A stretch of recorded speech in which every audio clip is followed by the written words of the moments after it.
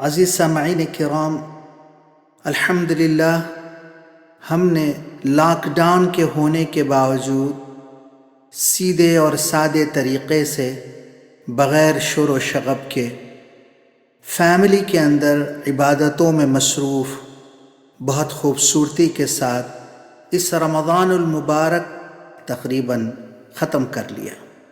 اب ہم عید کے منانے کی طرف متوجہ ہونے والے ہیں، تو میں یہ سمجھتا ہوں کہ جس طرح ہم نے رمضان المبارک کو سیدھے سادے طریقے سے منایا اور عبادتوں کے اندر اپنے آپ کو مصروف رکھا، اس عید کو بھی ہم سیدھے سادے طریقے سے منائیں اور اس عید کو بھی فیملی عید کی طرح اپنے قریبی رشتہ داروں کو اکٹھا کر کے گھر میں نماز عید کو ادا کر کے سیدھے سادے طریقے سے عید کو منانا چاہیے۔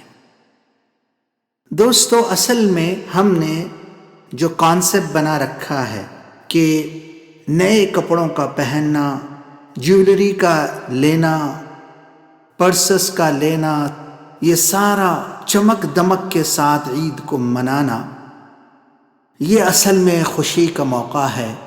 اس طریقے سے کرنے سے خوشی کا اظہار ہوتا ہے۔ تو میں یہ کہوں گا کہ ٹھیک ہے، اللہ کے رسول نے مدینہ منورہ کے اندر اس بات کی اجازت دی کہ یہ ہماری قوم کی عید ہے، اس میں خوشیوں کو برپا کرنا چاہیے، لیکن اس کے ساتھ ساتھ یہ بھی فرمایا کہ خوشی جو ہوتی ہے وہ اصل میں دلوں سے تعلق رکھتی ہے۔ خوشی کا محور دل ہے۔ اگر ہم نے رمضان المبارک میں عبادتوں میں مصروف رکھا تو دل سے خوشی پیدا ہوگی اور یہ احساس ہوگا کہ میں عید کی خوشیاں منانے کے قابل ہوں۔ جیسے کہ صحابہ کرام رضوان اللہ تعالی علیہم اجمعین کی زندگیوں کو دیکھتے ہیں تو وہ آخرت کے لیے 90% کرتے تھے، عبادات میں اور دوسری خدمات میں لگے رہتے تھے، اور 10% دنیا کے بارے میں وہ سوچتے تھے۔ لیکن اس کے باوجود بھی ایک واقعہ میں آپ کو بیان کرتا چلوں، حضرت علی رضی اللہ تعالی عنہ کا، کہ ایک عید کے موقع پر نماز پڑھ کے آئے اور ایک سوکھی سی روٹی لے کر گھر میں بیٹھے ہوئے۔ عید کا ماحول تھا، صحابہ گزرتے ہوئے پوچھا، اے علی کیا ہو رہا ہے؟ اس طرح سے بالکل سیدھی سادی عید گزار رہے ہو، سوکھی روٹی ہاتھ میں پکڑے ہوئے ہو؟ تو کہا کہ دیکھو، اگر رمضان مجھ سے خوش ہو کر گئے تو پھر میری عید ہے، ورنہ پھر یہ عید میرے لیے وعید ہے۔ یہ عید نہیں بلکہ وعید ہے، ایک وارننگ ہے اللہ کی طرف سے۔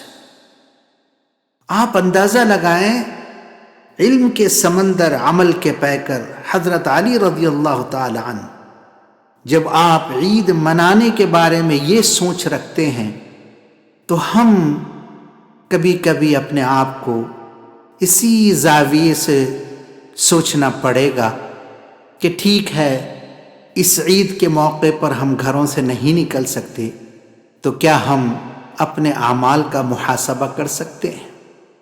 کیا ہم اس سوچ کو لا سکتے ہیں جس کے بارے میں فرمایا کہ معلق بین السماء والارض، تمہاری عبادتوں کو اللہ تعالیٰ آسمان اور زمین کے درمیان معلق کر دیتا ہے، درمیان میں رکھتا ہے، جب تک کہ تم صدقۃ الفطر کو ادا نہ کرو۔ صدقۃ الفطر کی عبادت بھی آ رہی ہے کہ ہر آدمی کے لیے اپنے اپنے ملکوں کے حساب سے ایک رقم مسلمان غریبوں کے لیے دینی پڑتی ہے۔ وہ اس لیے کہ اسلام میں ہمیں یہ بتایا گیا کہ عید کے دن کسی مسلمان کے گھر میں بھی ایسا ماحول نہ گزرے کہ وہ کوئی میٹھی چیز کوئی من پسند چیز نہ بنائی ہو۔ تو مطلب یہ ہے کہ عید کا کانسیپٹ یہ ہے کہ سارے مسلمان عید کے دن کھائیں اور پیے، کوئی بھوکے نہ رہے۔ ہر فیملی ممبر کی طرف سے صدقۃ الفطر دینا چاہیے۔ جو صاحب حیثیت ہو، جو مال رکھتے ہوں، وہ لوگ غریب مسلمانوں کے لیے یہ اسٹیپ لیں تاکہ ہر ایک کے گھر میں چولہا جل سکے۔ تو دوستو، آج جس حالات سے ہم گزر رہے ہیں، امت کے اندر بہت سارے غرباء اور فقراء موجود ہیں جو ایک ایک لقمے کے لیے بھی تڑپ رہے ہیں۔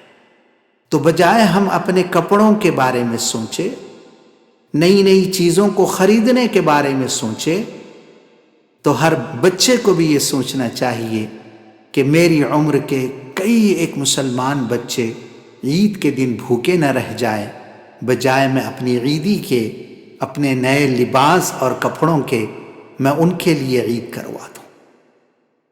شاعر کہتا ہے، لیس العید لمن لبس الجدید، لیس العید لمن لبس الجدید، انما العید لمن طاعته تزید۔ عید اس کی نہیں جس نے نیا لباس پہن لیا۔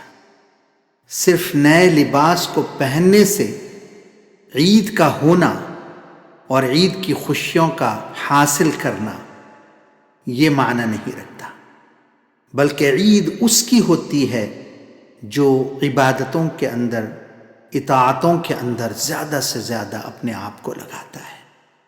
تو دوستو، یہ رمضان، یہ عید اپنی زندگیوں کو جھنجھوڑنے کے لیے آئی ہے اور ایک بہت بڑے تغیر کو، انقلاب کو، تبدیلی کو لانے کے لیے آئی ہے۔